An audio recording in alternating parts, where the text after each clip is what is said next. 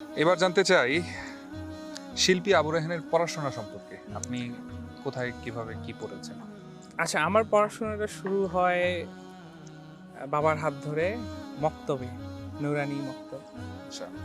দেন হচ্ছে প্রাইমারি স্কুলে, দেন হচ্ছে প্রাইমারি স্কুল থেকে আবার বাবার মাদ্রাসায়, হুম। এবং সেটা ছিল কুড়িগ্রামে উলিপুর থানায় একটা আলিয়া মাদ্রাসায়। সেখানে আমি ক্লাস 5 পর্যন্ত পড়ি।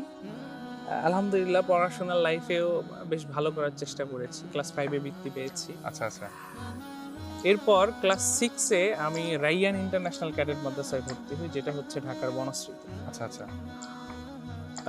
বনশ্রীতে রাইয়ানের পর আরেকটা প্রতিষ্ঠানে ভর্তি হই, আলিফ ইন্টারন্যাশনাল ক্যাডেট মাদ্রাসা। এরপর আমার পড়াশোনার মোস্ট অফ দ্য টাইম চলে যায় হলো দারুন নাজাত সিদ্দিকিয়া কামিল মাদ্রাসায়। আমি সেখানে আলিম পর্যন্ত পড়ে দেন আমি শিফট করি কামিল মাদ্রাসায়। এখানে আমার একটা প্ল্যানিং ছিল আসলে, যে ফিউচারে ডাক্তার হব। ফ্যামিলিকে মানে একরকম যে আমি জোর জবরদস্তি করেই ম্যানেজ করেছি যে আমি ডাক্তার হব। তা আমার প্ল্যানিং ছিল আলিয়া থেকে আলিম পর্যন্ত পড়ে আমি কোনো একটা মেডিকেল কোচিংয়ে ভর্তি হব, এবং ভর্তি হয়েছিও, কয়েকদিন ক্লাসও করেছি, আচ্ছা। এবং সায়েন্স নিয়ে পড়া সে কারণে। পরবর্তীতে সামহাও আমার ফ্যামিলি আমাকে বোঝাইলো যে দেখো তোমার চলাফেরা উঠা বসা সব আলেমদের সাথে, সুতরাং তোমার মনে হয় একটু কম মাদ্রাসায় পড়াশোনা করো, আলেম হলেই মনে হয় তোমার জন্য সেটা ভালো দিক। আচ্ছা, আচ্ছা।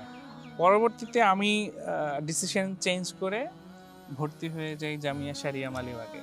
আচ্ছা। ওখানে আলিম এবং পরবর্তীতে ফাজিলে ভর্তি হয়ে ওটাও কন্টিনিউ হয়, আর এইদিকে কাউমিতে আমি কাফিয়ায় ভর্তি হই। আচ্ছা। এর আগে স্ট্রাগল ছিল, অনেক পড়তে হয়েছে, প্রস্তুতি নিতে হয়েছে।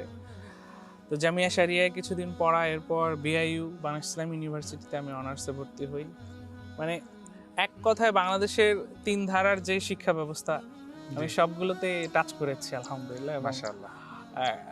আমার দাখিলে এসএসসি, যেটা এসএসসি দাখিল, আলিম যেটা এইচএসসি, জি।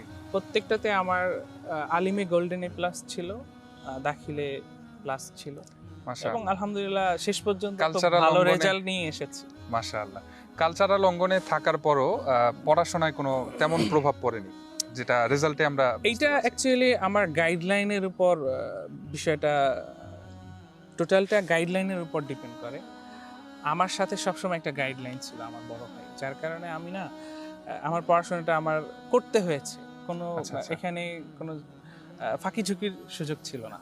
আচ্ছা। তো গাইডলাইন যদি ঠিক থাকে আমার মনে হয় যে এই সেক্টরে থেকে পড়াশোনার কোনো ক্ষতি হবে না।